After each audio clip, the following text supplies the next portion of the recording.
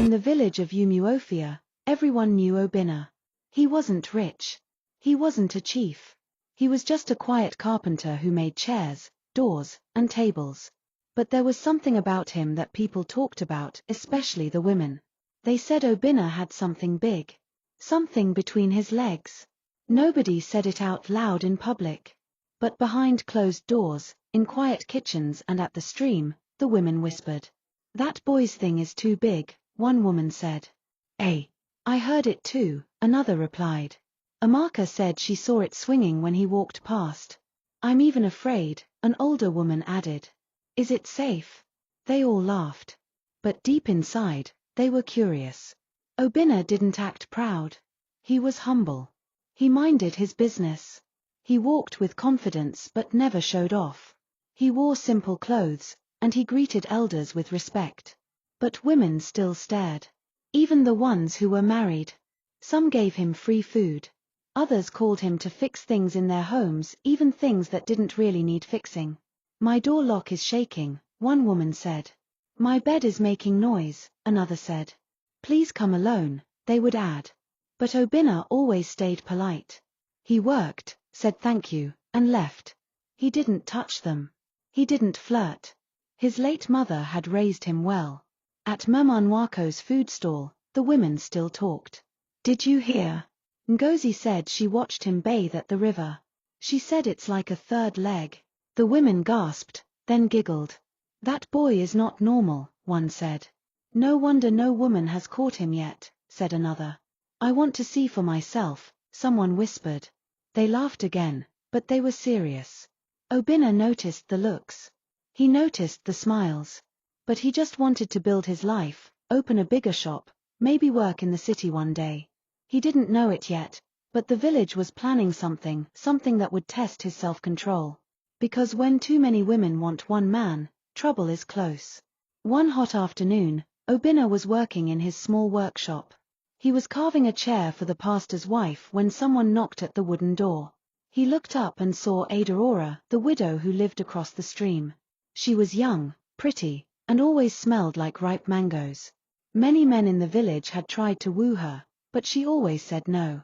"Obinna," she said softly, smiling. "Can you come to my house? My kitchen door is broken."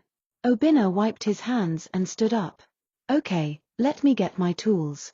When he got to her compound, the sun was already going down. Aurora wore a short wrapper and a loose top. She led him inside. "The door is here," she said, pointing. Obinna bent down to check it.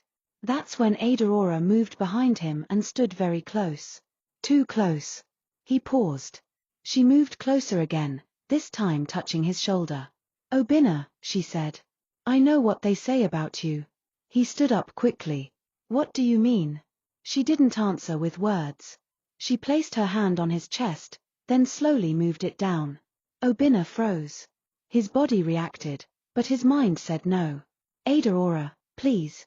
I just came to fix your door." Aurora laughed lightly. "Obinna, I don't need you to fix anything. I called you because I want to know if the stories are true." Obinna looked into her eyes. He had never been touched like this before. His hands were shaking. "I don't do this," he said. "But you want to," she whispered, leaning in. Obinna didn't answer. He didn't need to. That day, Aurora became the first. The next morning, she came to his workshop with food. "Hot yam and pepper soup." "Thank you," she smiled. Obinna just nodded. He didn't know how to feel. But the news spread fast. Aurora told her best friend. Her friend told another. Soon, more women began sending their broken doors to Obinna. And just like that, the quiet carpenter became the village secret. Obinna tried to go back to his normal life after what happened with Aurora. He thought maybe it was just one time, a mistake he could forget. But 2 days later, another woman came. Her name was Ezin, a married woman whose husband traveled often for work. She came with a small smile and said, "Obinna, my window frame is shaking. Can you help me?" He knew what she meant. Still, he followed her to the house. It happened again. And again with Ngozi, the tailor. And again with Mama Ife, the food seller. Within 2 weeks, Obinna had slept with 6 women. Some brought him money. Some brought food. Some didn't give anything but came back again and again. At first, Obinna felt powerful. He had never been this wanted in his life. Women he couldn't even look in the eye before were now calling him in secret, sending him notes, slipping small gifts into his bag. Some even argued over him. "I called him first," one said. "You saw him last week, now it's my turn," said another. Obinna didn't know what to say. He just stood there, confused. But soon, it became too much. Some women even started visiting him in his home just to have a taste of the most talked about manhood. They couldn't resist it, they said it tasted like honey. Some fought at his gate. One even cursed another woman for taking her turn. Obinna, tired of pretending, made a bold decision. He started charging money. 5,000 naira per visit. 10,000 naira if they wanted to spend the night. No refunds. No discounts. He even got a small notebook and started writing down names and appointment times. Tuesday, Madam Rose, 10:30 p.m. Wednesday, Nkechi, overnight. Friday, Sister Lizzie from the choir, 4 p.m. At first, it was a joke. But then it became serious. Obinna was running a secret business. Some paid in cash. Others paid with food, clothes, or phone credit. He became known not just as the man with a sweet gift, but as the one you had to book in advance.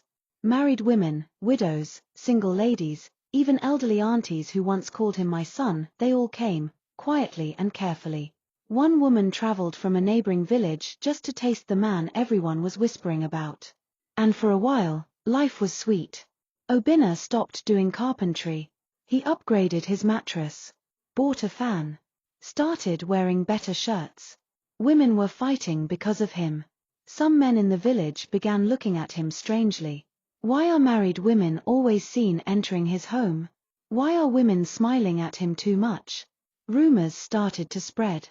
One day, Mama Efima, a tomato seller at the village market, decided to also try Obinna's manhood. She had heard enough stories from the market women, and last night, her best friend swore Obinna's strokes could cure stress better than paracetamol. So that morning, she tied her best wrapper, powdered her face lightly, and headed straight to Obinna's house. She didn't want anyone seeing her, so she went early, just after 6:30 a.m. But as she got close, her steps slowed. The door opened. And out came Efima. Her daughter. The same daughter who still lived under her roof. The same daughter she had warned to focus on marriage, not village nonsense. Efima froze. "Mama," she said, holding her slippers in one hand, her weave slightly scattered.